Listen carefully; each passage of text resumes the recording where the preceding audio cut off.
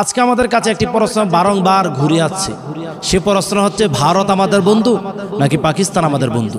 অর্থাৎ আমি যদি একেবারে খোলামেলা বিষয়টা যদি বোঝাতে চাই বা বলতে চাই, মুসলিম কান্ট্রির জনগণ কি আমাদের বন্ধু হবে? রাষ্ট্রপ্রধানরা কি আমাদের বন্ধু হবে? নাকি নিকৃষ্ট জঘন্য ইসরায়েলের প্রেতাত্মা নরপশু হিংসাত্মক যারা, তারা আমাদের বন্ধু হবে? মূলত মুমিনদের বন্ধু মূলত মুমিনরাই হবে, ইমানদারের বন্ধু মূলত ইমানদাররাই হবে।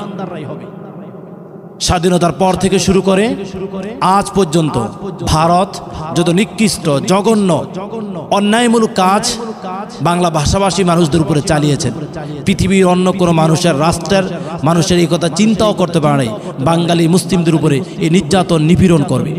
তারা আমাদের কাছে কত দুঃখ কত জ্বালা যন্ত্রণা মুসলিমদেরকে দিয়েছেন, সেটা কখনো চিন্তা করা যায় না।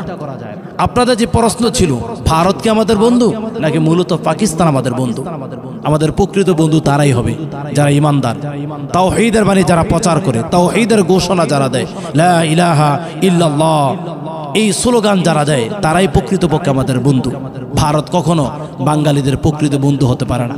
তারা কেননা মসজিদকে তারা পছন্দ করে না, মাদ্রাসাকে তারা পছন্দ করে না, ইসলামী হুকুমাত প্রতিষ্ঠা হোক এই দেশে এই জমিনে এই ভূখণ্ডে, এটা তারা পছন্দ করে না। কিন্তু আল্লাহ তাআলার বাণী, ওয়ালাউ আন্না আহলাল কুরা আমানু ওয়াত্তাকাউ লাফাতাহনা আলাইহিম বারাকাতিম মিনাস সামাই ওয়াল আরদ, যে জমিনের মধ্যে আল্লাহকে ভয় করবে আর ঈমান আনয়ন করবে, যে সম্প্রদায়ের লোকেরা, যে গোত্রের লোকেরা, যে গোষ্ঠীর লোকেরা, যে পরিবারের লোকেরা, সেই জমিনের মধ্যে আল্লাহ তাআলার পক্ষ থেকে আকাশ এবং জমিন থেকে রহমতের বাড়ি দ্বারা বর্ষণ হতে থাকবে।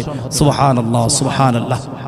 তাহলে এই জমিন উর্বরময় জমি ইসলামের জন্য, ইসলামের জন্য ভূখণ্ড হচ্ছে বাংলার জমিন।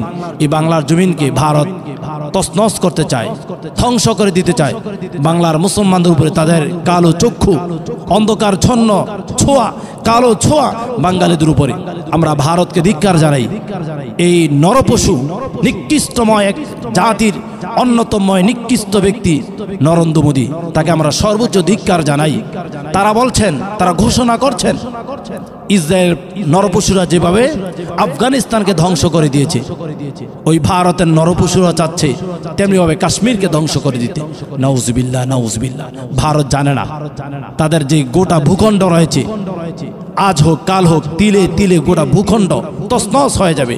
ইসলামের দিকে তারা যদি হাত বাড়াতে চায়, আল্লাহ তাআলা তাদেরকে হেদায়েত দান করুক। যদি আল্লাহ তাআলা তাদেরকে হেদায়েত না করে, আল্লাহ তাআলা তাদেরকে ধ্বংস করে দিক।